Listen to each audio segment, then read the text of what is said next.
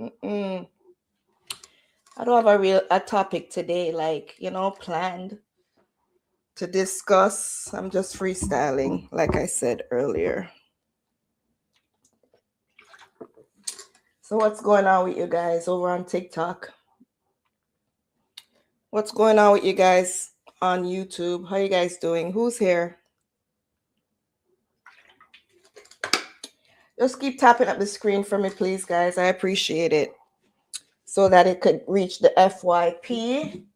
More people could come in and we could just have a vibe.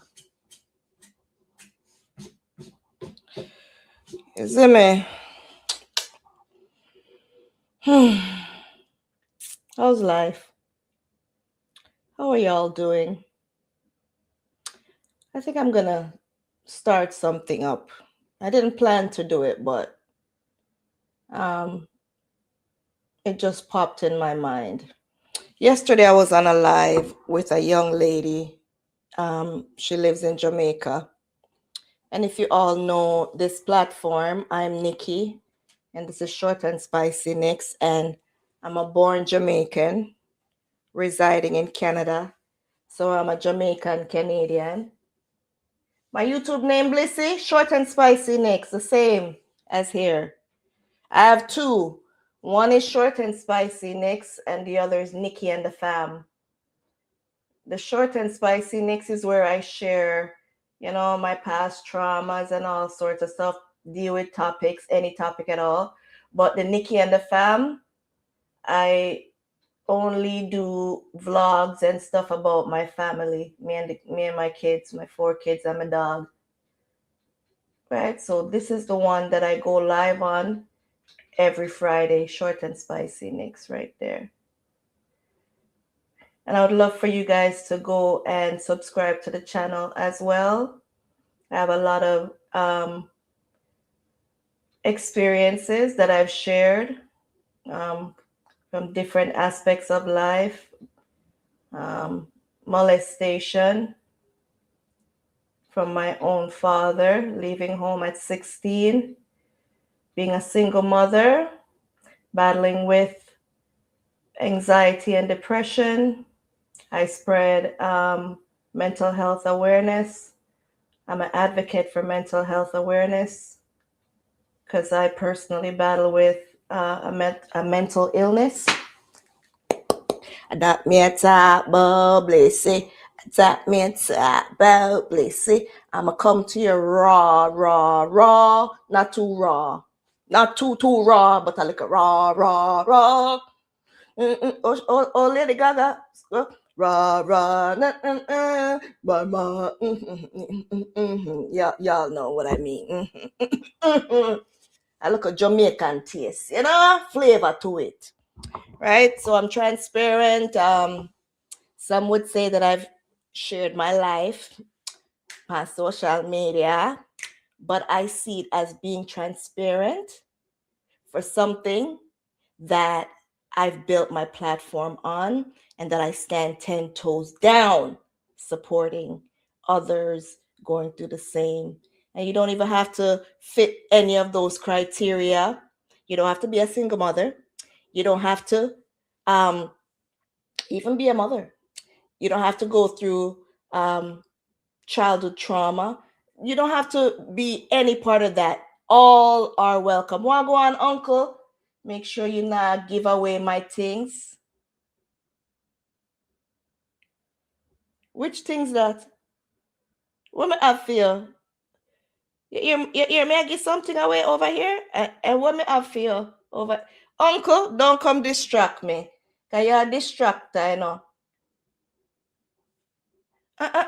Uncle, I told you yesterday, this is a family platform. Okay? Please remember that. It's not like any other platforms. This, I keep it clean right here, over here. Okay? And it might not seem like it, but I am very God-fearing. So I'm going to just loosely talk about them things. All right? Okay? Just to make it clear. But you're welcome here Okay. All right. That's it. And that's the last time I'm going to mention that, because I do not tolerate none of that. Nope, nope, nope. I welcome all the support, but there are certain lines that I don't cross. All right? All right. Keep it clean. Keep it clean. Keep it friendly. Keep it family. Love and support. Maki, you there? Wagwan. So like I said before, I'm Nikki. This is Short and Spicy Nikks. I'm going to fix this where I'm not. How do I fix it where I'm not over here and I could see here? Sure. You know what? I'm going to do whatever, yeah, man. Whatever it goes, I have to look back over too, you know, and look back over on YouTube. I saw it go. But like I said, yesterday, and before we start, we've made it to another Friday, my opening line, because a lot of us don't realize how blessed we are. A lot of people didn't wake up this morning. You get me? And we should be thankful that we're here one more day to give God thanks and praise for making it, and give us one more chance, you know, to do good in our life. If we've wronged anyone in the past, if we are wronging anyone right now, to look at ourselves and stop and be a good influence on somebody's life. All right? So that it don't fall off our head and drop on our generations to follow shoulder. I really stand for that. All right? Do good unto people. So even if you don't feel like good is coming to you, it passes down from generation to generation, because I've gone through a lot of effects of generational curse and all of them things. I mean, I know when my pupa is a let's leave it like that, not a good influence in certain areas. But I don't know what my other ancestors and stuff have done. And you know, sometimes you're trying to do so good and you see so much things come to you, and you don't understand why. Sometimes it's from generational curse. So we bind up generational curse right now in Jesus' mighty name, and we welcome generational blessings unto ourselves and our offspring, anyone that comes around us. I'm blessed and highly favored. That is my mantra. Blessed and highly favored. Okay? All right. So let's get it started. Yesterday, I was on this young lady's live. Can't remember her name, you know? If I Bree or something like that. You were there, Blissy. And she was talking about, you know, being molested. No, not just molested. What? Yeah, by her own father, you know. And I watched her video, how she shared, you know, being traumatized. Mackie, you get me? TikTok, yes, Blissy, by her father. And even after having her child and forgiving him and wanting to give him another chance, how he, you know, she went over to his home to introduce her daughter to him. And when she was sleeping, she woke up to seeing him already, you know, erected in front of her, you know. So just imagine being a teenager or even a child and witnessing your own father approaching you like that.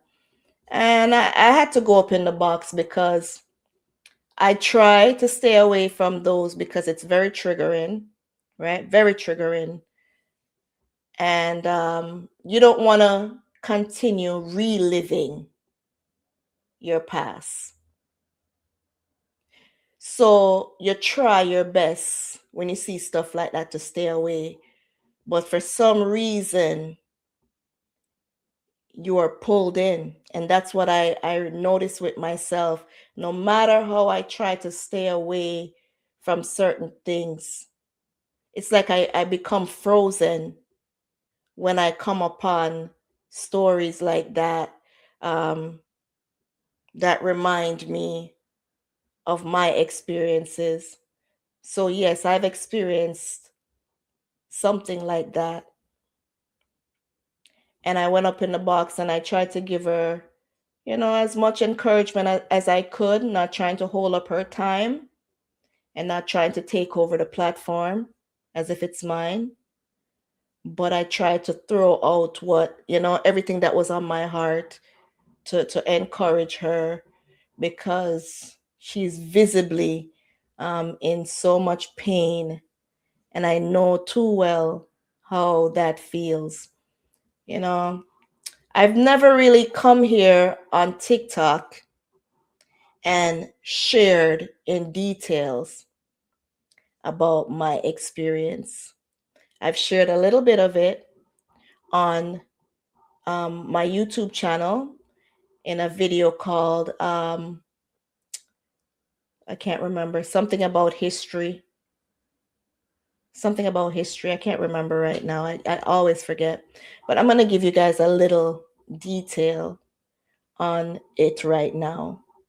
Since I didn't come with a topic, and it just came to me about yesterday, I'm going to give you guys a little of my experience. I've shared about dealing with in-laws, my ex-mother-in-law and the witchcraft with her.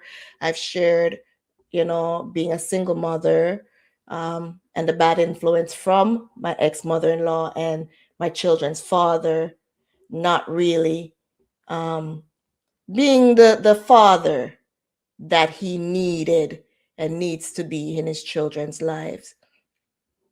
But I've never really spent time on speaking about the negative effect of my father.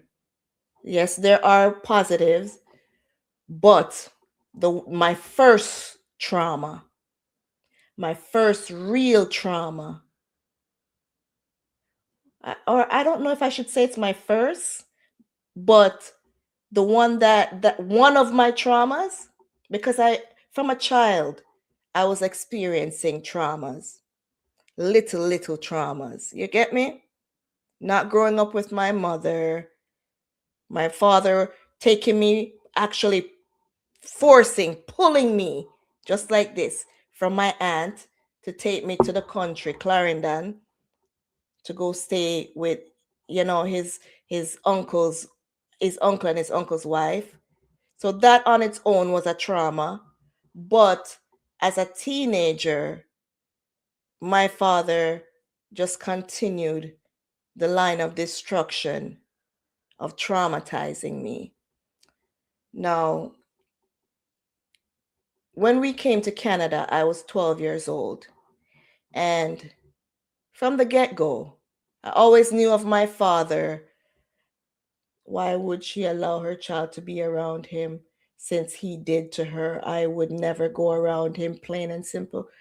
Mackie, I understood why she did that, because it's something that I've experienced myself.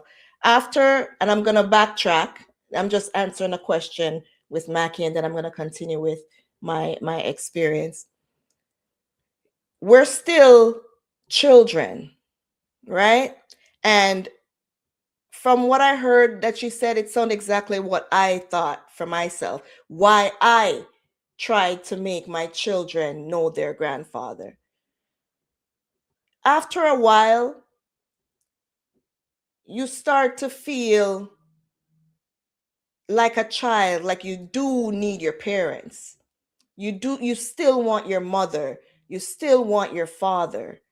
You still yearn for the love from a mother and a father. And you start to forgive them. You try to forgive them and hope that it's a mistake they made. They are sorry for the mistake. They're repentant. You get me? And they would never do anything like that again, because they know that you know. So I understood why she did that. That's exactly what she said on the live. She still wanted to have a relationship with her father and all of that stuff. Now, it's not all the time when you forgive someone for the wrong they've done to you, you're going to get a good reception. They're going to be forgiving, or, they're going to be a changed person. They're going to be different. And sometimes that's what call us empaths, because we're not trying to hold a grudge on anyone. And we're trying to see the good side of the person. Still my father, still need to see their grandchildren, still love them, and all of that.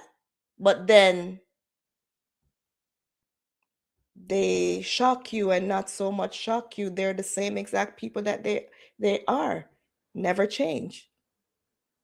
And then at a certain point, you have to decide it's time to cut certain people off completely, because you've given them chances after chances, and they're still the same. So that's what happens sometimes, right? So back to my story now. I came here at the age of 12. My father migrated to Canada, and he brought myself, my stepmother, and my sister, the first child that he had, with my stepmother, because he has me. I'm the first child for my father and my mother. And my stepmother had 2 children before meeting my father. But thank you so much, Happy. My sister, that's the first child in the union of my stepmother and my father. It was us that migrated to Canada in 1992. My stepmom, me, and my sister. And then my other 2 stepsisters came along. And it was all of us living in one big house.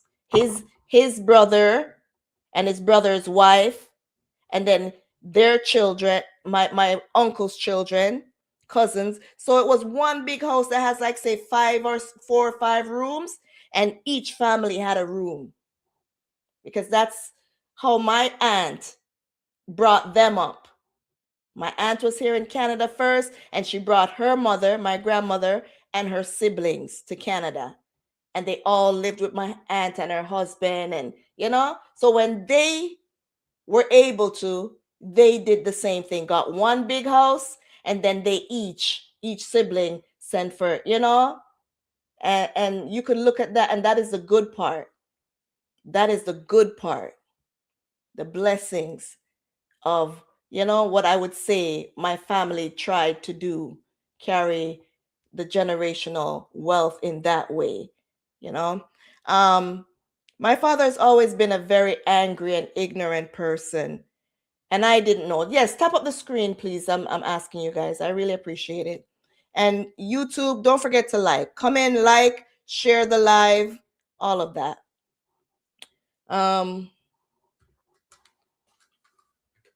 Let me take a little break to drink some water.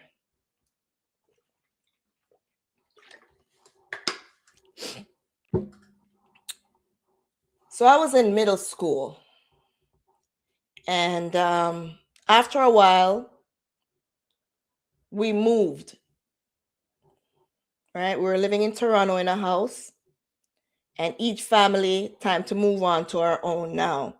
So we went to Brampton, the city of Brampton, and high school now, and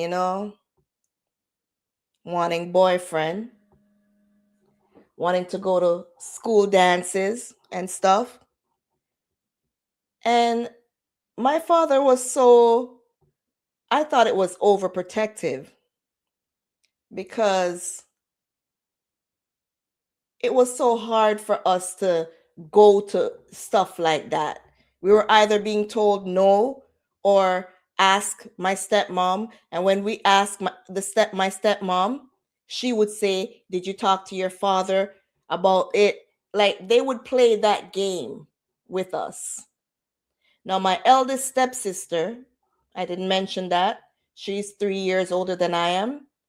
And I am 2 years older than her sister, which is my other stepsister from my stepmom, right? And she didn't stay with us. She left.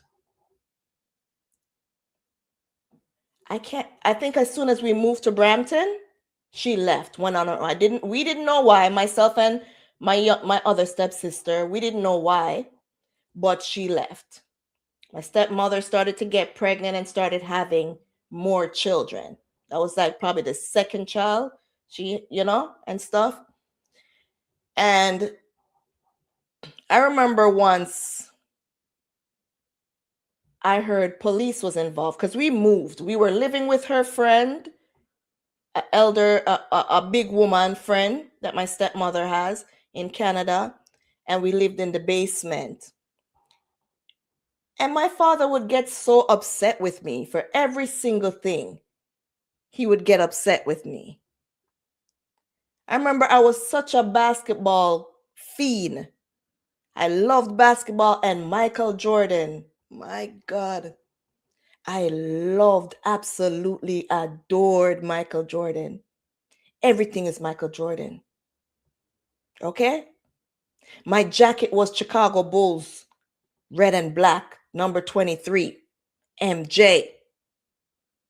I played basketball and I was the point guard. Bad pan basketball too. Greatest of all, happy? And I remember around the time when Michael Jordan's dad passed away. And oh my goodness, I was so devastated. It felt as if it was my own. You were in all sports, right? I cried. I was crying. I was so sad. I was so down. I was about 14, 15. And I remember my father coming to me and get so upset with me. What you cry for? You know this man? You know this man from nowhere? Pow, pow! Get him 5 fingerprint. Because I was sad that Michael Jordan's dad passed. And I'm telling you, I was so angry. I couldn't understand it. I'm sad. And you're beating me down. And at the time, I think my older stepsister was there, but after a bit, she all of a sudden, one day she's just not there no more. And there was no discussion about it, nothing. She was just not there. But we're still going on. Me and my second stepsister and my stepmom and, my sister, that fall after. And my stepmother pregnant or have a younger one. I can't remember exactly. And we moved from there. Can't stay there no more. The lady's selling her house. We can't stay in the basement. We have to go somewhere else. She rent another house thing. She had the baby. It's a girl. I think my stepsister came back. The older one came back. She's in a room. All of our rooms are upstairs. Her room is like downstairs, whatever. But after a bit, she's not there anymore. School dances, whatever, same thing. My father eventually saying, yes, no, I could go to school dance. But he's coming way before the dance is over, and he's walking up and down in the school dance looking for me. And the embarrassment. It's like, mighty God. Like, wait till the dance finish and be outside and wait now. He's making sure he comes to monitor. I didn't know at the time, but that's what he was doing. Trying to monitor to see what's going on. Anyways, That's how it is. Welcome, Queen K. And,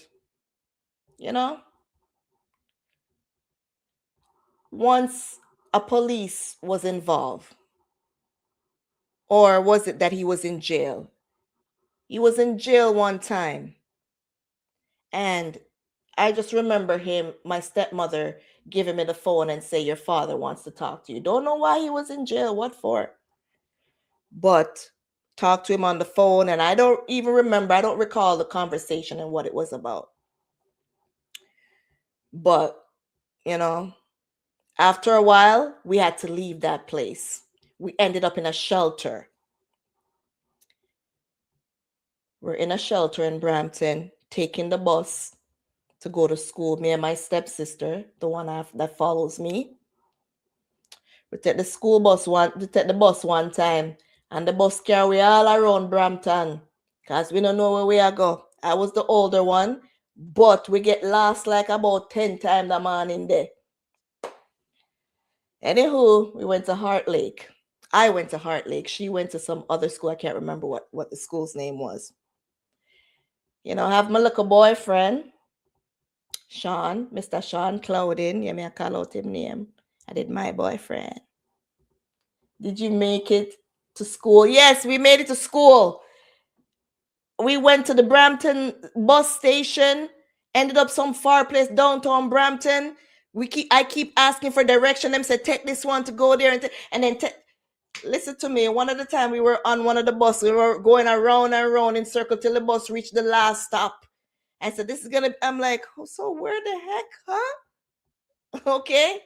I think we reached school must be after 11 or 12 sometime that morning, but we finally made it to school. Because it was a new route. We never took the bus before. We're in the shelter. We're just told, go get the bus to go. You know what I mean? Like, sometimes I wonder if my stepmom was a fish out of water or what. Because I swear, most of the time it's like she didn't have no mouth. I don't know. Okay? With everything that's going on, it's like she had no mouth. Okay? But we're going to get into it more. Anywho, when we were in the shelter, I think that's when she got housing. And the housing was in Toronto, in Etobicoke now. John Garland, Rexdale, right across from West Humber. And that was my school. I went to West Humber. Continue with basketball. Basketball was my getaway. Basketball was my getaway. I swear somebody that go in at the NBA or the WNBA. I never know about WNBA, but I swear somebody gonna make it big in a basketball. Girl have crossover, girl do, you know. I couldn't do behind my back and all of them things. I peer crossover. I want to they go pop, the gun over there. So I want to shoot like pop. I want to girl body now. Got junior MVP. Want to ya, right? have my whatever you want to call it, right? And trust me, that was my getaway. And things started getting a little tense now. Same thing. Monitoring all of that stuff. I wish I seen that. Right? More and more angry. I'm the oldest, right? We took a trip to Jamaica. Myself, my stepmom, my stepsister, my sister, and the new baby, right? That she had then. The girl, the first child born in Canada.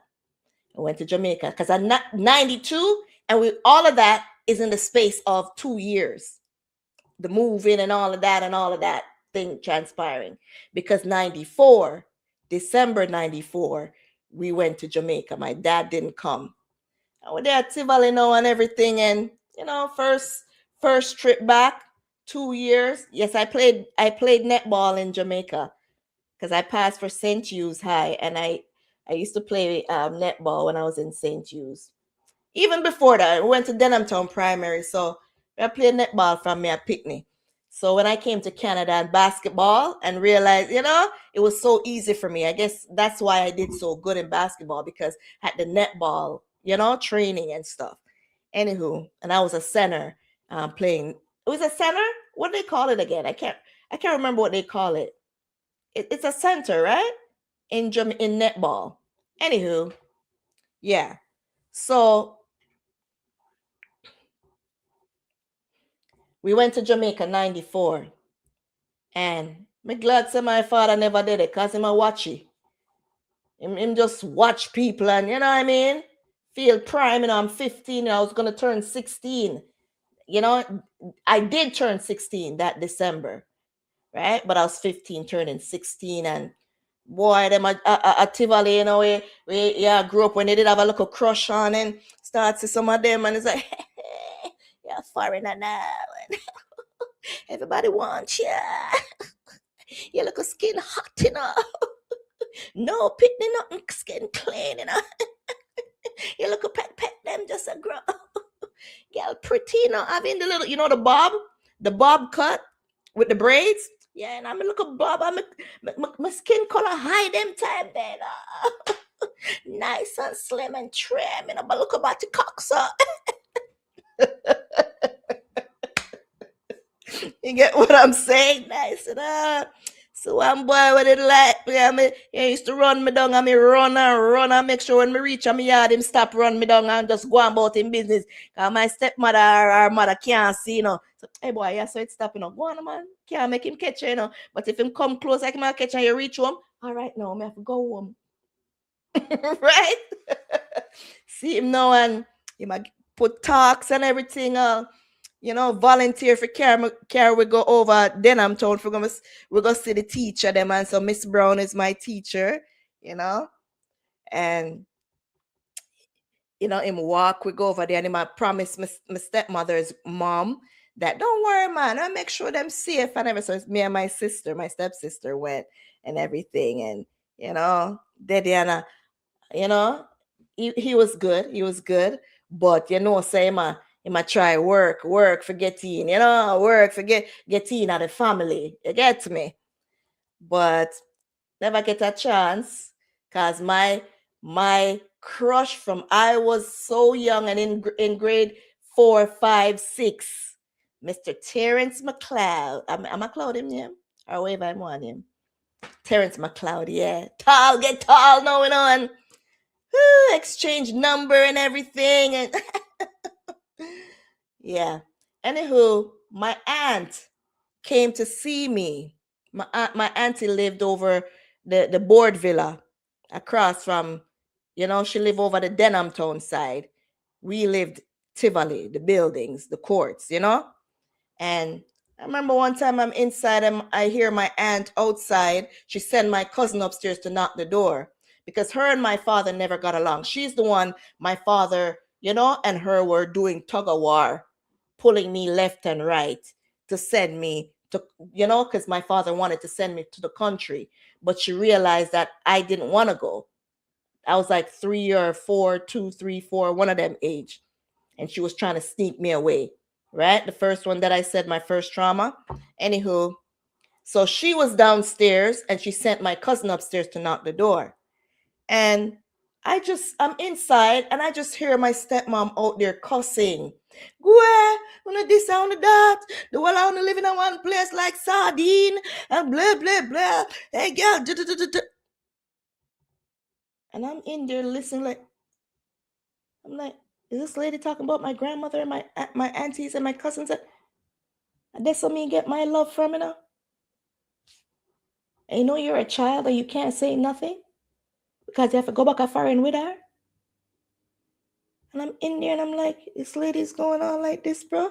Why is this lady talking stuff like that about my family, bro? Mind you, my aunt didn't live with my grandmother and her sibling. She lived by herself in a board villa. My grandmother lived, I think those times she was in Montego Bay, but my stepmom is using when my grandmother used to live up at Whitfield, up by Maxfield and Whitfield, up at them place there. And it was my grandmother, one big board house, one big board house, and they have like 3 or 4 beds in there, double, queen, whatever. And we all lived in there. You know what I mean? And that hurt me, bro. That hurt me, bro. And the fact that she's cussing my auntie, all my auntie wanted to do is come and get me for my birthday. They wanted to take me to the beach for my birthday. And that devastated me. She was going off of orders from my dad. And I remember her going down a payphone them time there, 94. And so cell phone and them things there weren't out. So she went to the payphone and she called my dad and whatever. And I don't know what happened. And she come back and, cause when she walk, she walk and go on like she, because she a wife, You get me? Right? But I was bawling inside. I turned 16. Went with my grandmother to, my grandmother came from Montego Bay and got me. And I went to spend time with my grandmother. And I think it was only 1 or 2 days I was allowed to spend with my grandmother. I don't know if she made me spend 1 more extra day or what. Can't remember. It's 94. And then she brought me back up. Right? I think it was even around them time the Garnet Silk died, right? Because I remember being on the bus and hearing the first time I ever heard about Garnet Silk. And I think that's when he passed. Right? Anyway, so she brought me back up. And, time to leave. We come back up to Canada. And it's the new year now. Come back for the new year.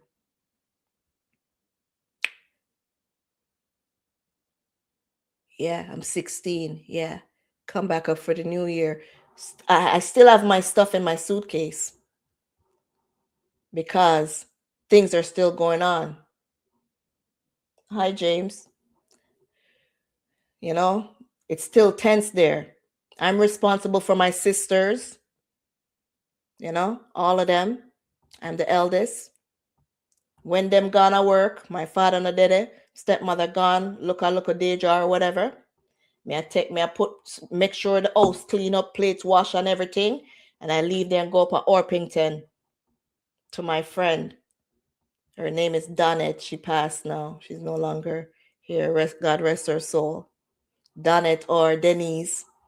I go up there and we'll chill until me know a time time is coming for them to come home or something. Make sure so we're all right, time to go. We gotta go.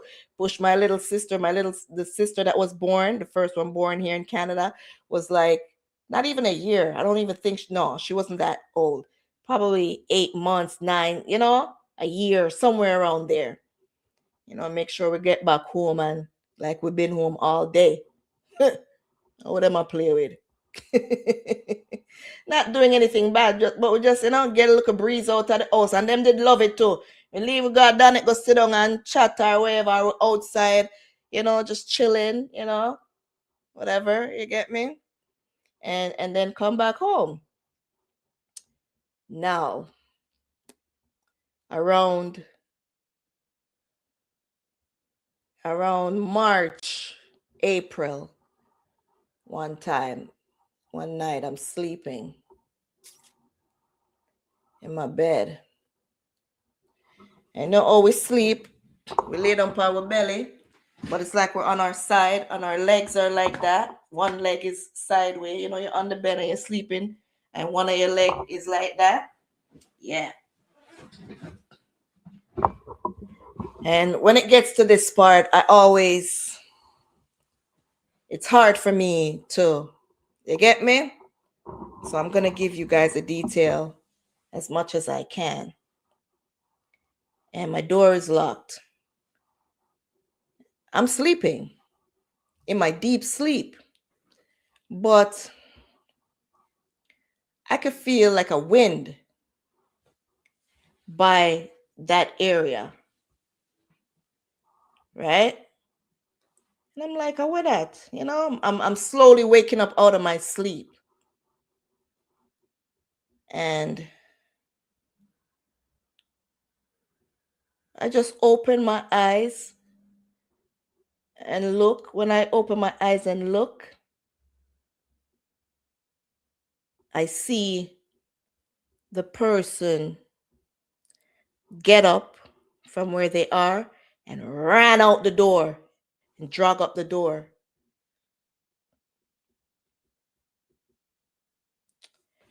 It was my father moving, you know, when them say catch to the side, whatever, moving my underwear to the side. I don't know what he was doing there, but I just saw that's the part that I caught,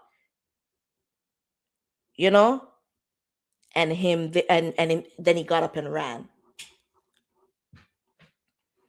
And I was stunned for a little bit because I couldn't believe what I just saw. And I don't remember how long after, if I went to sleep right away. Hey, living, but I went back to sleep. And it bothered me. And I was a person that always writes. I love to write. I always write down lyrics. I used to sing a lot. And I used to always write lyrics down and practice the song. Good living, good, good. Just in the middle of sharing a story or my experience with molestation. So I had a paper. I wrote down what I experienced. And I don't remember if I cried when I wrote it down. And I put it in my drawer. And one day, because everything went normal again, still going to school, whatever. I never talked about it. He never said anything to me. I still walk past him and see him and stuff. But when you know something, and you know what you saw or whatever, you're not saying anything. The person's not saying anything. And that was that. But one morning, I was getting ready to go to school. And he called me upstairs because my room, the thing is, let me tell you something. There's 3 rooms upstairs, and my room was the only room downstairs. Just like when my stepsister used to live with us, it's like her room was downstairs and everybody else's room upstairs, or her room is over to the corner, and you get what I'm saying? That was the setup. But the morning he called me upstairs and I went upstairs. When I went upstairs and went in his room and my stepmom's room, their room, I saw him with the paper in his hand like this, just in his hand. And he's like, "What is this?" And my demeanor wasn't that of fear like I had for him growing up and up until that point. It was more like disgust. So I looked at him and I'm like, "What do you mean? What is that?" That's when the feistiness started come out of me. I go, "What do you mean? What is that?" He's like, "What is this you're writing? Your stepmom says she find this in your drawer." I'm like, "I don't want to talk about nothing. Don't ask me anything about that, you know?" And it was more like he was trying to warn me to be careful about sharing that with anyone. I don't remember the exact words, what he was saying, but that's what he was basically, saying. And the judgment of it. And And that was that. My stepmom was downstairs in my room. I don't know, I don't remember what she was doing, but even before that, she was always in my room searching up my drawer and all sorts of stuff. I think before that, or sometime around that, you go to school and you have health class, or you have some group thing that they have after school and whatever. I remember them giving, if you're a teenager or whatever, they give out free condoms and stuff like that. I remember once I was in one of those situations and they gave condoms and stuff, and I took them and brought them home and just put them in my drawer, right? But I remember her being intrusive in that way, and still never had one conversation to say, let me sit down and talk to them about anything. When I was 13, I had my period, and I don't remember how I mentioned it to her to start getting sanitary napkins and stuff, but I never had those type of conversations or nothing like motherly discussions and stuff about anything like that. It was more like, you're always being monitored for what you're doing and if you're doing something wrong. And let me tell you, the house was all girls. And for the most of it, we were good. You get me? Go to school, get good grades, everything. And from that point, I didn't want to come home. Even when I don't have basketball practice, I'm saying I'm having basketball practice. And me and my boyfriend is just in at the hallway. In at the hallway, I make out. Right round by the library, me and Junior just sit on the step and make out. Or I chat. I don't want to go home. I remember one time I came home at a certain time, and my father's gonna ask me, where were you? I come out of school and I look for you. I'm gonna see him. I say, I was in the gym. What you mean you in the gym? I got the gym. I say, which gym you go? Gym A or Gym B? Gym B. Oh, that's why I come in that Gym A. Nigga, what? Don't come look for me. You get me? A peer attitude me having in my mind and in my heart. Me turn cool. And if you guys think that was the last time that happened, it wasn't. It was only the first, because I woke up to him doing the same thing even after that. Moving my thing up here, hear me, I feel, and him I look. There's something so disgusting, but I don't even know if I want to get into that. Hear me, people? That is stuck in my mind up to this day. I used to lock my door, and it had those locks, that those, I don't know what you call it, that has that lock from, you can lock from the inside. You push it and then turn it and bring it up and it locks the inside. I had that lock inside on my door. And when I started locking my door and locking the knob, locking it toward on the knob, using rope or whatever I could find, and tie up and tie up and tie up, different contraption. I remember one night I'm ready to go to bed, and that's not there no more. I remember waking up and seeing my door trying to push, like, and you could see my door trying to push in. Someone's trying to come in and not able to. After a while, there was no knob on my door. No doorknob. It was just a hole.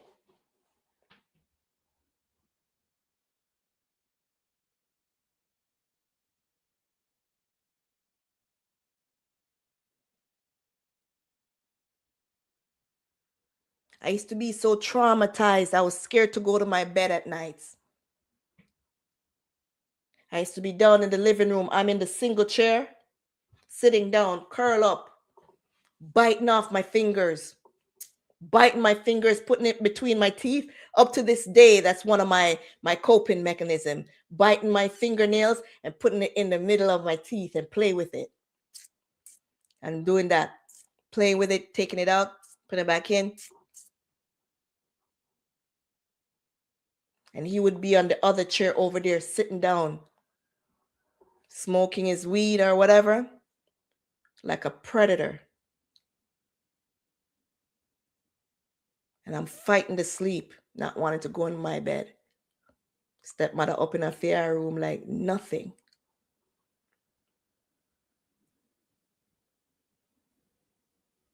I remember one day, my stepmother, because she started go church now, bring with church and everything. I was the pastor at our house in the living room. All of a sudden, my stepsister is back. My older stepsister, she came. I guess she came. I don't know how they found her, but she came for this meeting or whatever.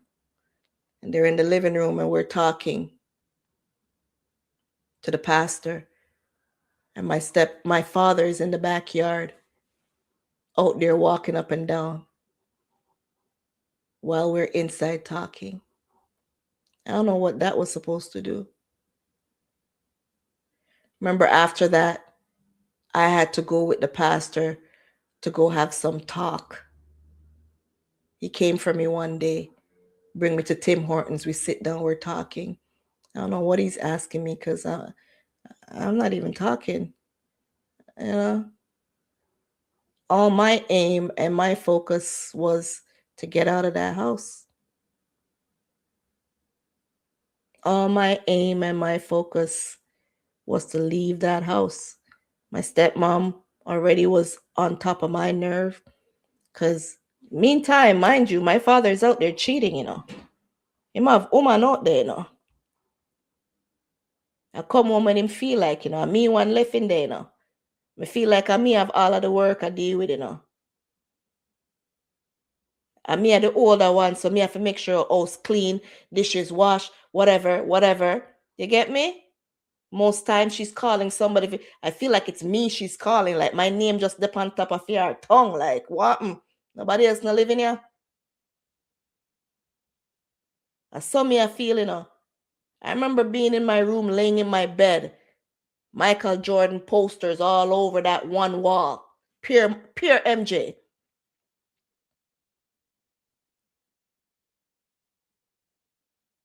And I'm bawling, crying and not trying to make a sound till I feel like a ball is in my throat. Just praying to God to get out of there. I remember one Saturday, even before I go there, so I'll be in the kitchen walking by or whatever. And when my father is passing me by, he make sure him honor something, brush on me. Brush on me. Brush on me. Brush on me. And I'll just look at him.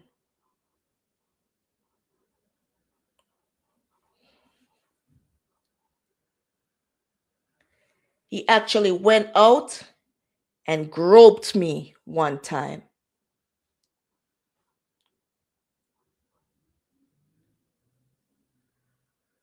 And I don't remember what I said to him.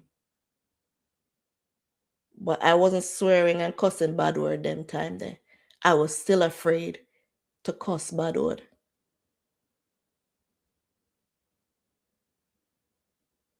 I remember one Saturday my stepmom left and said she went to do something. My stepsister and the others are probably upstairs and I'm downstairs in my room. And I look up to see this man coming in my room. And I'm like, from him come in my room, I'm telling him, could you get out of my room? Could you please get out of my room? What do you mean get out of your room? And he came and laid down beside me because, like I said, I lay on my stomach or on my side. And he came and laid down beside me. And all I feel is something hard on my leg.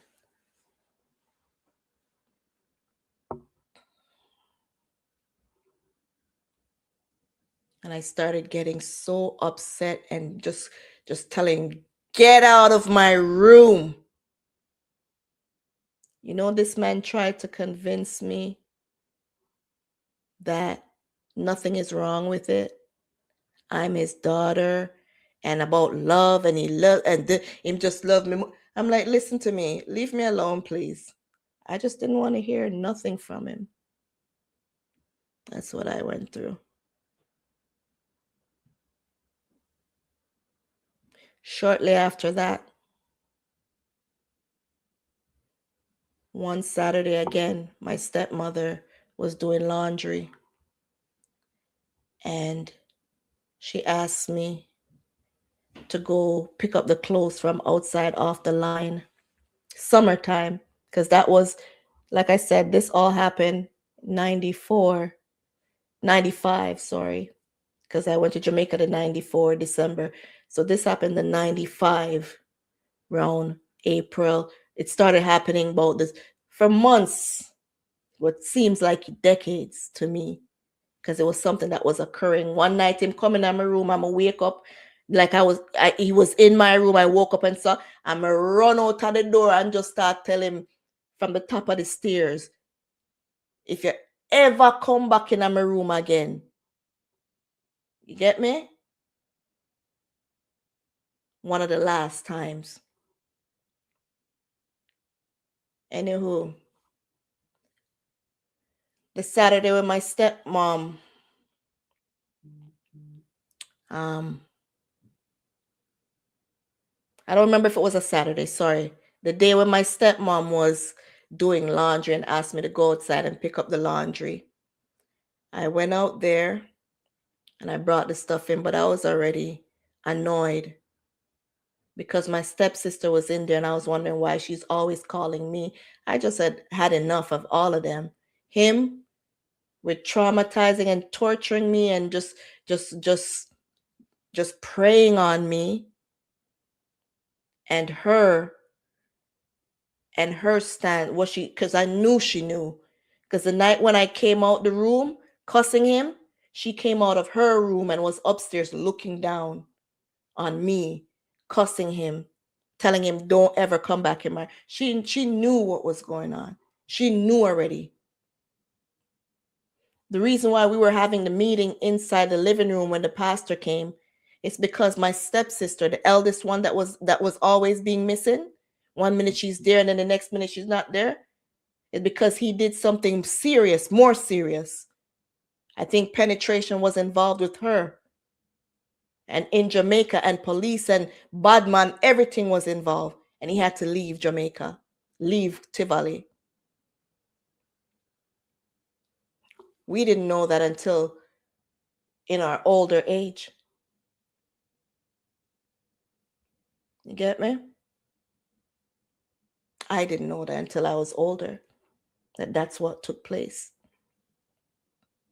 I just remember around the time my father couldn't be there and I had to go to my grandmother up at Whitfield, because I was back and forth from my grandmother at Whitfield to Tivoli with my father and my stepmom from the age of 8 till we leave Jamaica. My stepsister used to kick my ass when we were in Jamaica, and I always wondered why. She leave her ex in my face one at a time, because she always had long nails. She should just see me and want to beat me up for no reason. I didn't know it was because I looked like my dad. And them time, them a maga, so him splitting image of him, just him you're seeing when you look at me. She chased me down with a knife one time in Jamaica. Run me, choked me, almost choked the life out of me on the ground, choking me. And when I got up and got away, that was her coming from the kitchen with a big ass knife I had to run out the house and run over to the next door neighbor. And that's where I stayed till her mom came home when we were in Jamaica. I was probably about 10 or so.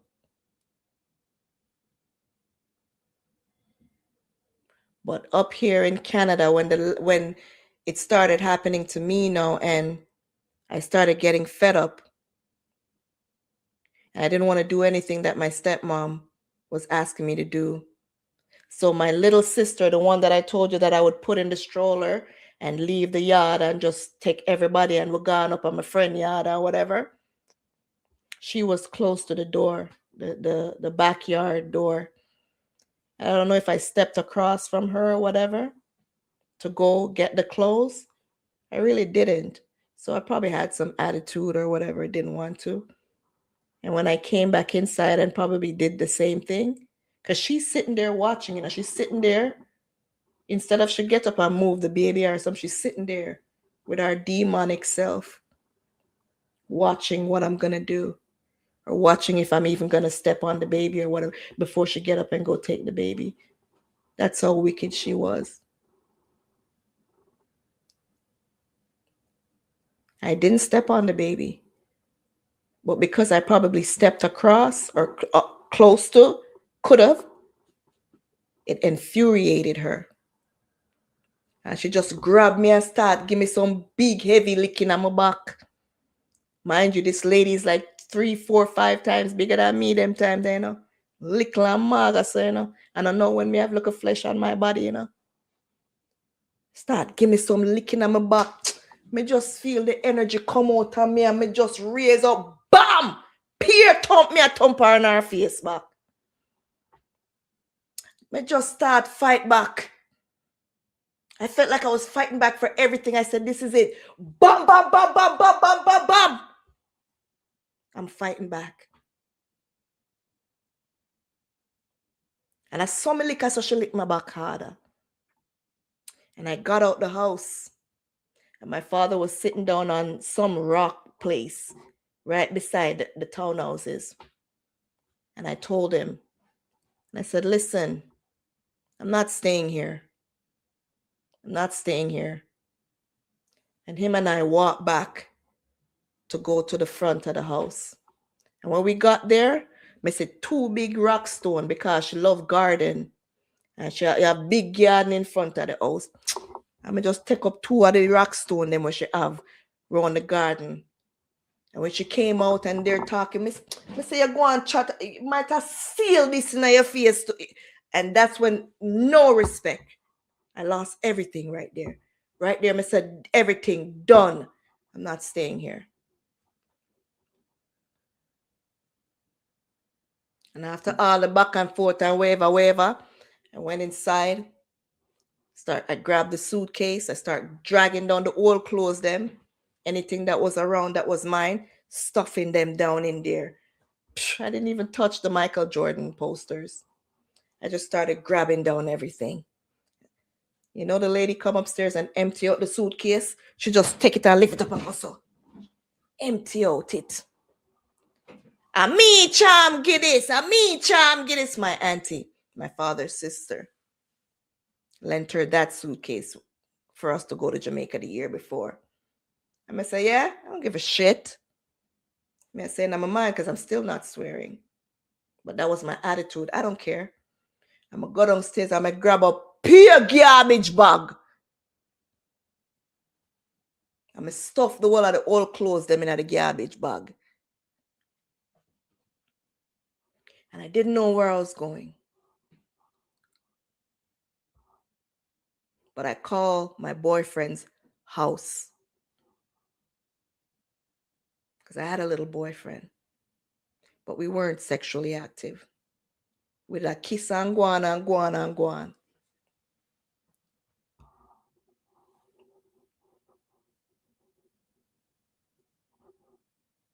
And he wasn't there. It was in May because it was the Victoria weekend holiday, 94. The Victoria Day long weekend. And I got his sister. His sister doesn't live there, but she was there and she drove. And I said, you know what? I don't know. She said, oh, Junior's not here. Da, da, da, da, he's gone. Da, da, da. And I was crying. I was crying. I go, you know what? Could you come and get me? She's like, come and get you. What's going on? And I'm just crying. I'm just crying. Thank you, Jesus.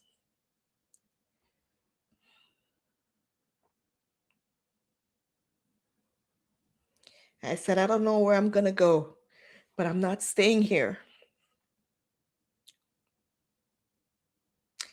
And she came and got me.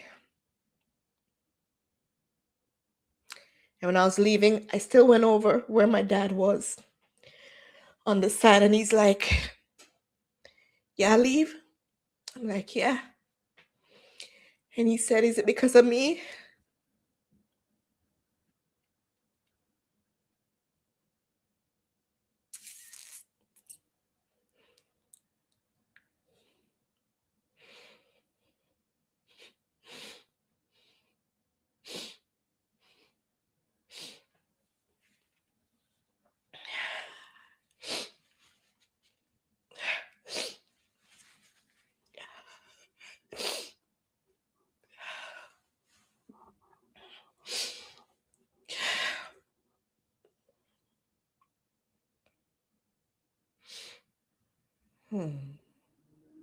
I don't remember what I said, if I said no or what.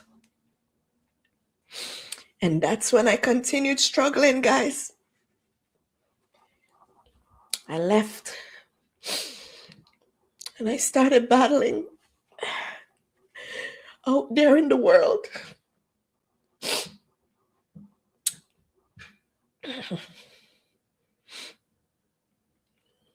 With baggages, with my garbage bag, them from place to place, from family to family, till I got pregnant and I started living on my own.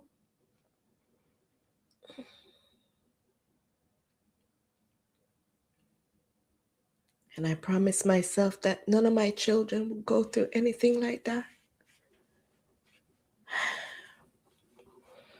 But it's something that never leaves. And I've tried to mend the relationship with my father.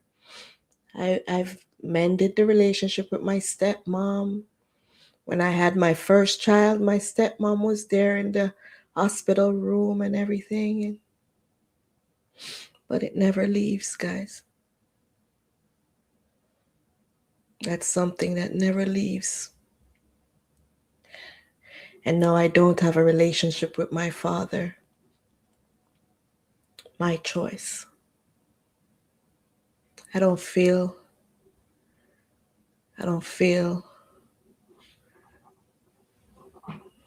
the father-daughter connection.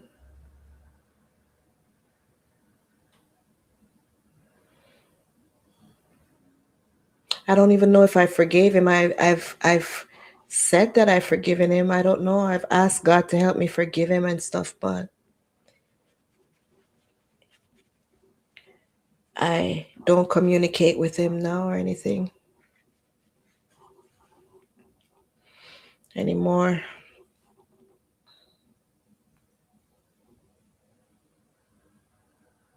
Years ago, about probably how long ago, I've told my children what I went through.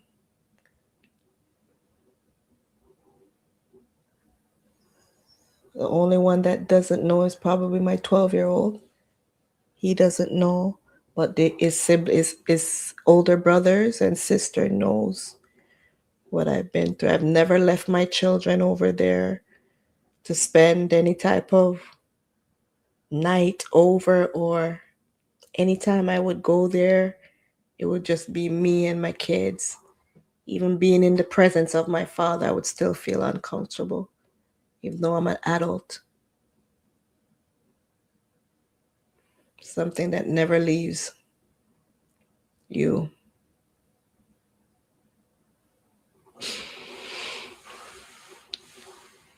Yeah, guys. That's my story. And I've heard that some of my family members are saying that they don't believe me and stuff like that. And I don't talk to most of my family members on my father's side here in Canada. I don't talk to them. I don't hate them, but the hypocrisy, I'm too much of a straightforward person and I'm very easy to get angry.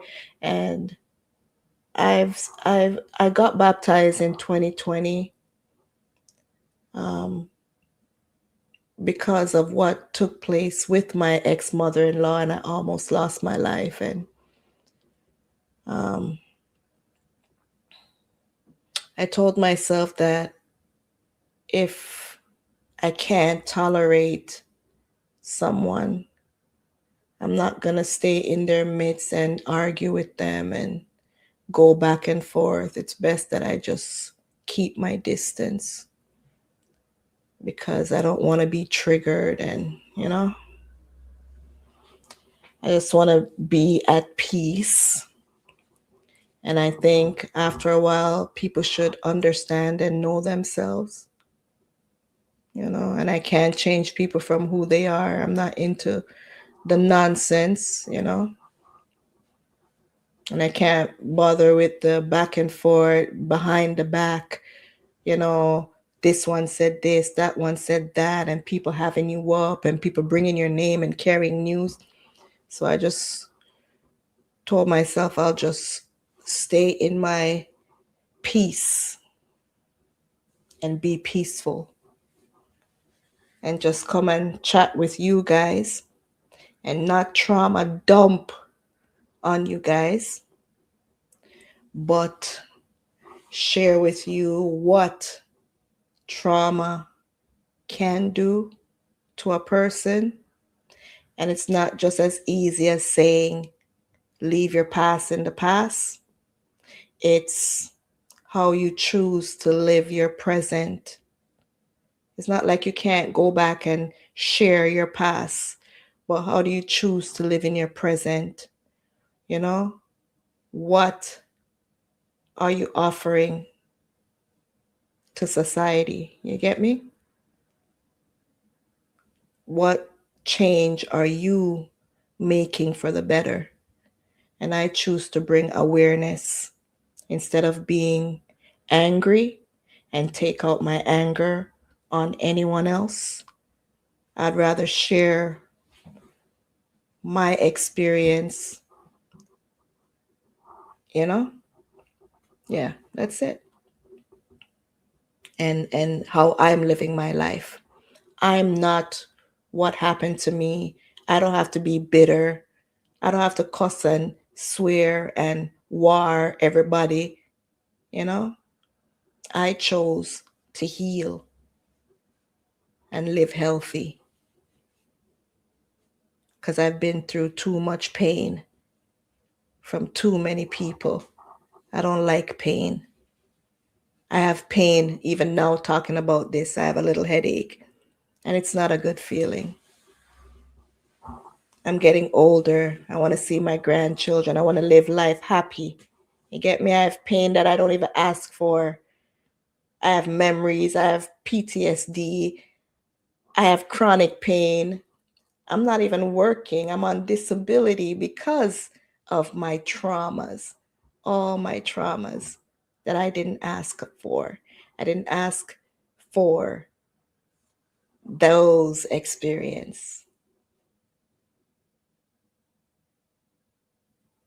You get me?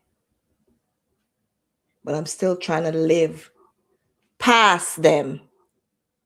I'm trying to live past them and still enjoy life and give God thanks and praise that He's kept me through all of that. I don't have no urge to hurt myself or hurt anyone else. I'm just glad that I'm still here and able to enjoy life. as much as he makes it possible. You get me? Yeah. And to let others know that you can still live life. Yeah. There are going to be instances, there are going to be triggers. There are daily triggers. There are daily triggers. Being on social media, being on TikTok, being in the world, hearing people's story, there are triggers on a daily basis. Can't get away from it. But as much as you can, try to be and live healthy and live happy and put out good. And don't feed the negative. Try to stay as far away from the wicked and the negative as much as you can. That's my advice. They want to give you problem. People want to bring problem to you. Want to put a distance between them. Okay, you're not going to be able to talk them out of being evil. Stay far away from them. Yeah. That still alive. Why we? Yeah, Queen K. Them I forgot to God. That is what the family members always say. God knows the truth. I know that you are. Come on. My stepsister, the older one, whatever, she passed in 2020, 2020, or was it 2021? No, that was before. That was before I baptized. I think she passed. Oh my God, when did she pass? Jesus. Oh my goodness, that's how long she's passed?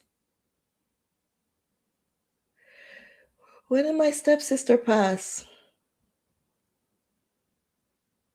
I think she passed in 2018, or something. Oh my goodness. Because what happened to me was 2019.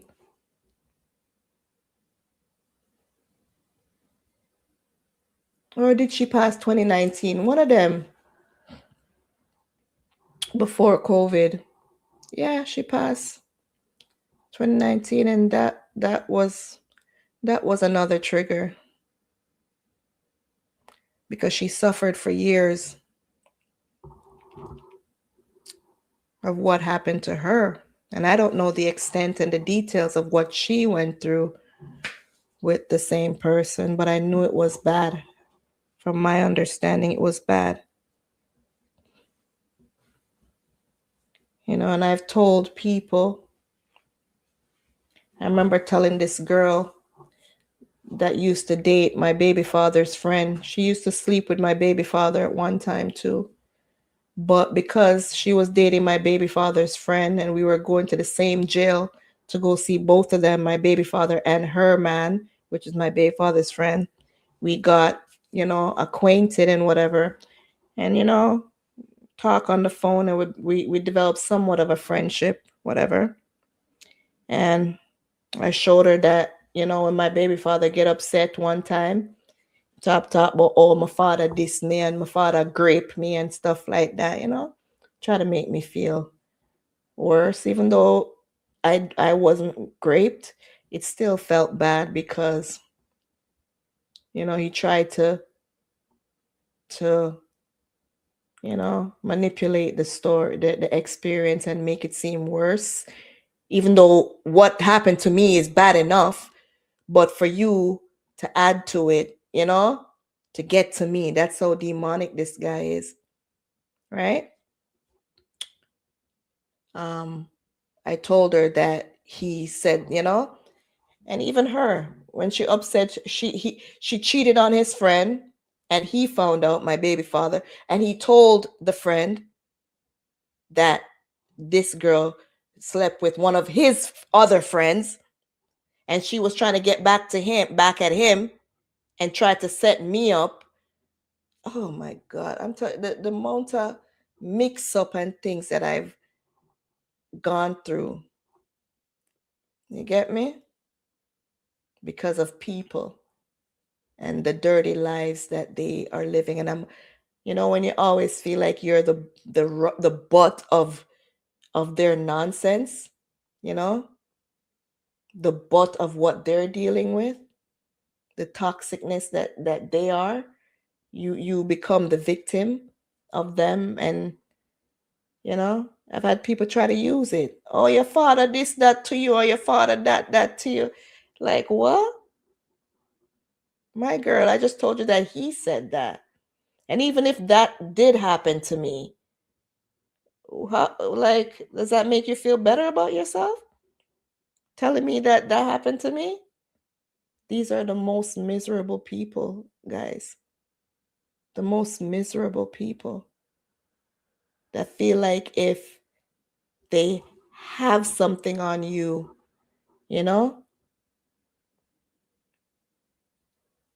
ammunition on you, like, yo, get out of here, bro. You get me? Hey, Nubian. But guys, it's what, 7:30 now, longer than I expected to be on this. That's my story. That's what I went through. And to my friend that I followed you yesterday about your father's thing, like I said, just trust in God. And that's all I have to say to victims or anyone who's gone through anything close, or worse. I don't like to judge my experience with anyone and say which is worse than whatever. It's still trauma. So I really try not to compare. It's still trauma. It's still very traumatizing. So I pray that you guys don't try to seek no type of revenge on anyone, because you'll only hurt yourself. Give it to God. Trust in God. Pray to God about it. Don't take it on as it's something that you caused on yourself. Don't make nobody shame you to feel like, you did something because someone else. It doesn't even matter if it's your mother, your father, your brother, your sister, your auntie, someone, traumatized you. I used to even get cussed. Oh, your mama-in-law ate you the other day. Somebody on my YouTube channel that I know for a fact is the one where my baby father sleep with. Oh, your baby father despise you. Like, those type of stuff. Like, it's like there are some demonic people. Don't listen to what people have to say. Him despise me so much, him give me 4 children. Like, really? He impregnated me 4 times and was with me for over 20 odd years. That's how much he despised me. My God. You get me? But I didn't go through all of that. I just left her on red. I just left her to argue with herself in the comment section. I'm just bringing it up now to say, anyone you see try to use someone's misfortune or someone's trauma to curse them are even more sad than you who've gone through the trauma. You hear me? They are more sad and despicable than what they're trying to throw at you. Because anyone who's happy and secure in themselves would not be monitoring another person's life and feel the need to tell a person how unhappy they are. A happy person is happy and shares happiness. So don't make them fool on you. Yeah? And you not have to explain nothing to nobody. You just ignore them and leave them to stew in their own unhappiness. Because deep down, something is terrorizing them. But I'm going to go now. And yeah, that's all I'm going to share with you guys. I'm not talk about it again. I'm going to share it now on TikTok and YouTube. Thank you guys for watching. That's not a good person. I could care less if them want good or bad. That's a for them problem. I don't give one crap. I just leave them. But they've become They came to the right place. So they've become content. I'm a content creator. All things work for good to those who are chosen by the Lord, who loves him and trust in him. All things work together for my good. But I make me preach. Yes, you got to pray and don't stop praying and talking about it. Yes, never blame yourself or bring down any shame on yourself. Exactly. You are not who anyone else is. You are only responsible for yourself. Let them tell you how you're living your life. Sometimes when I'm not have nothing for talk about you know, I saw them try bring other people in. Girl, tell me about me. Tell me about me. What do you know about me? Don't tell me what you know about somebody else that they did to me or tried to do to me. Bring it to them. Take it to the Lord. Take it to the Lord in prayer. Take it to the Lord. Take it to Jesus. Take it to the Lord. Take it to. All right, me done now. What a new dance for them do? Take it to the Lord. Take it to the Lord. Take it to the Lord. One can't say. All right. Outfit check. TikTok. Outfit check. Jesus. Girl, nice and hotty.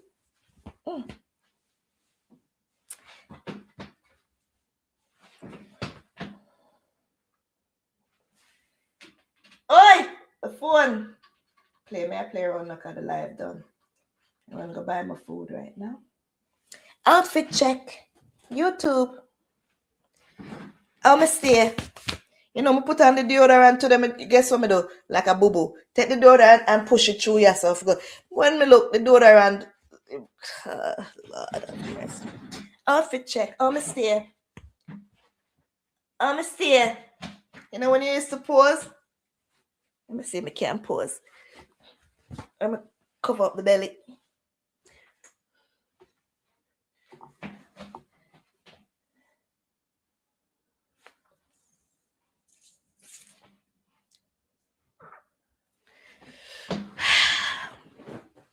Nice and clean. Let me say me nice and clean. Jesus, snap me. TikTok, take a screenshot.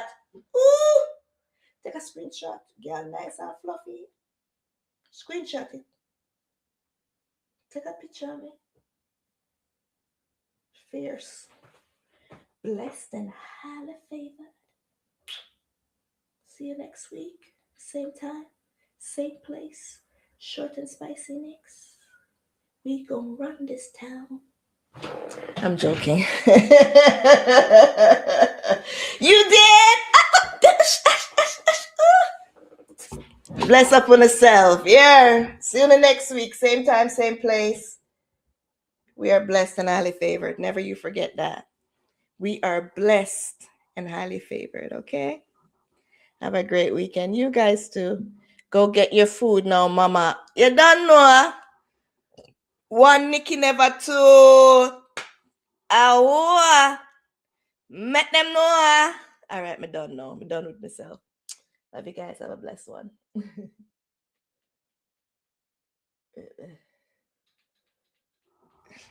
Look at more YouTube. Love you guys. Take care.